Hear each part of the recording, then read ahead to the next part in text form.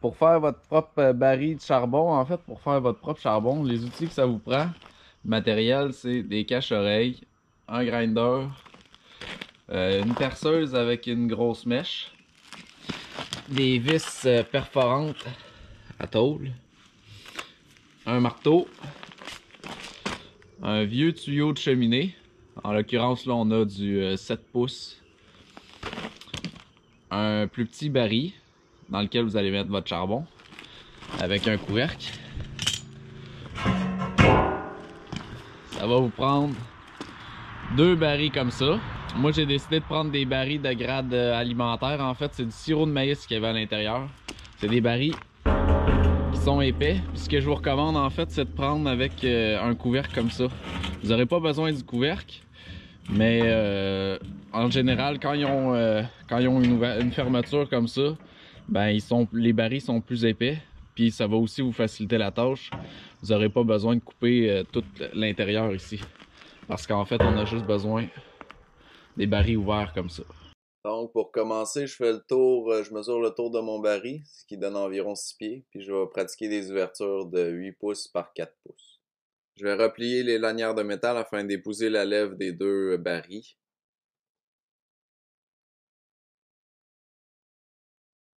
Donc, je les fixe avec une vis à tôle, en fait, avec des vis perforantes, 3 vis. Puis je vais les fixer, ça va stabiliser le baril au moment où je vais mettre le feu à l'intérieur, puis ça va le stabiliser contre les vents, en fait. Puis le pli va faire en sorte que ça va épouser les deux lèvres des barils existants. Ensuite, je vais couper les pointes des vis pour pas me blesser quand je vais mettre mon baril de bois. Je vais tracer le contour de la cheminée, donc en plein centre, pour ensuite pratiquer des incisions au grinder, ce qui va me permettre de replier les côtés dans lesquels je vais fixer la cheminée afin que tout soit stable et solide. Voici ce que ça donne replié. Ça va me servir d'assise en fait pour visser mes vis comme je fais en ce moment, les vis de ma cheminée.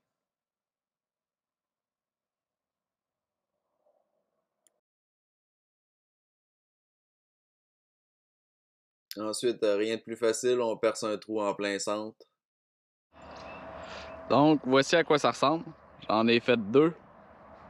Le premier, je l'ai déjà utilisé. Le deuxième, c'est un nouveau. Donc, on a notre chambre de combustion. En fait, on va mettre notre bois ici. Puis on va mettre le baril à l'intérieur, le plus petit baril. Moi, je l'ai assis sur des blocs. Je l'ai assis sur des blocs, en fait. Le trou par en bas. L'autre partie, ben, c'est tout simple. C'est le tuyau de cheminée. Avec, ici, dans le fond, c'est fait pour brûler les gaz.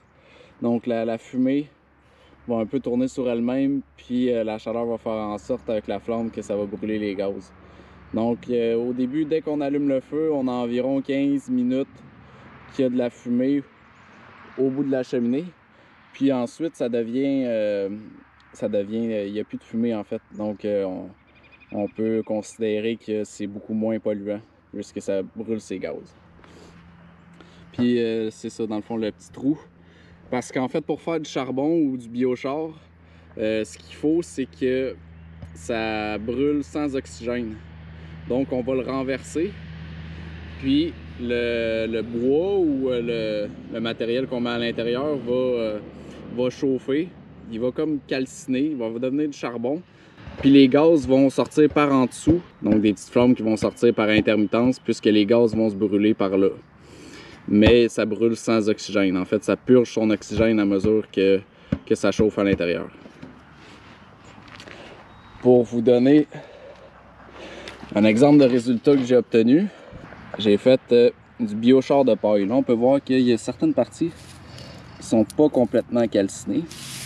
Mais je vous dirais que la plupart là, est quand même en très bon état. Là. Donc ça fait, on peut le moudre, ça fait une poudre. Puis ça, c'est excellent au jardin.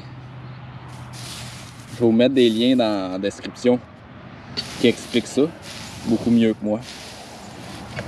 Donc, vous voyez, il en manque un petit peu. Par exemple, celle-là. C'est mon premier test. Puis pour de la paille, ben, on n'a pas besoin de mettre beaucoup de bois. Donc là, il aurait fallu que j'en mette un petit peu plus. Mais je suis très satisfait du résultat. Fait que je vais vous faire d'autres vidéos à mesure de mes expériences pour la production de charbon et de biochar. Puis, comme vous pouvez le voir, ça m'a pris environ... Le premier, il m'a pris 2 heures avec un peu de réflexion, de conception. Puis le deuxième, il m'a pris moins d'1 heure. Le coût total de ça, 25 $ par baril. Comme ça. J'ai choisi des barils alimentaires, donc je vous l'avais dit, là, pour du sirop de maïs en fait. Pourquoi? Parce que j'avais déjà pris en fait un autre type de baril. Parce que je voulais faire ça cet hiver, ce projet-là. Puis l'autre type de baril, il était... les mises en garde dessus, je les avais pas lues. Puis il était pas très attrayantes. Donc on avait entre autres défaillance organique, puis troubles de reproduction. Fait que même si, tu sais, il reste tout le temps un peu de produit là-dedans.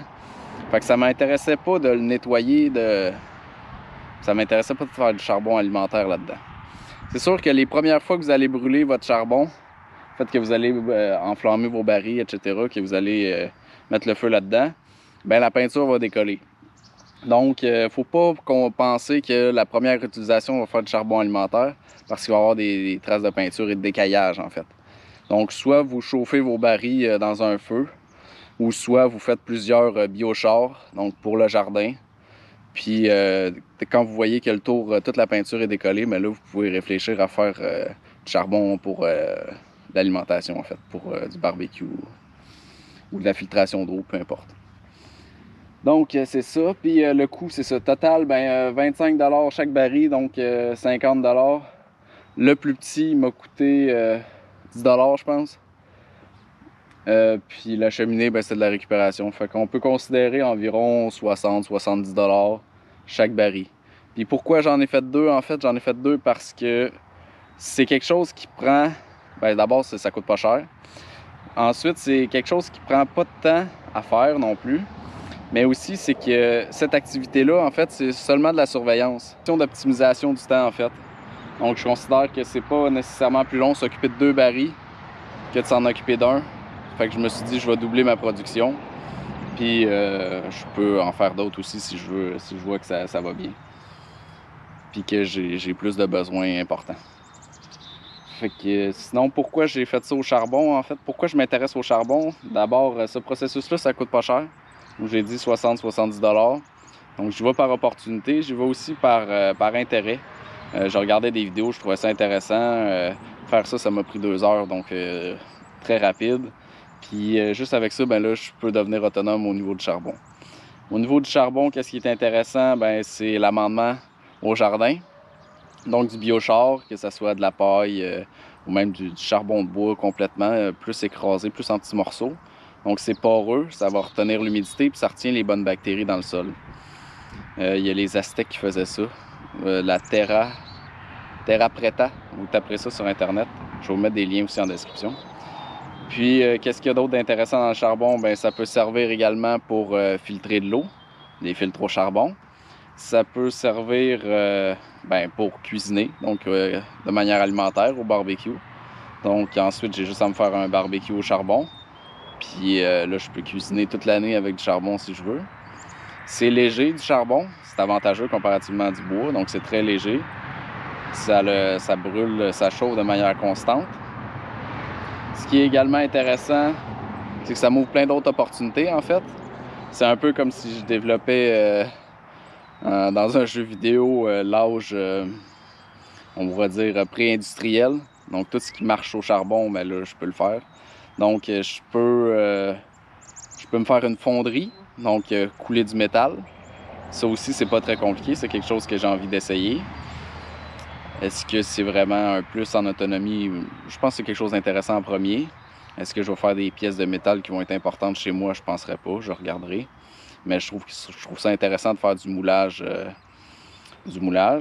Puis sinon, je peux me faire une forge. Donc, le charbon, il ouvre plein de possibilités. sur mon terrain. D'abord, j'ai une très grande quantité de bois dont je veux valoriser les effets pour mon autonomie. Fait qu'en gros, c'est pas mal ça. Puis je vais vous faire d'autres vidéos, comme je vous disais, là, pour mes expérimentations là-dedans, parce que c'est la première fois que je fais ça.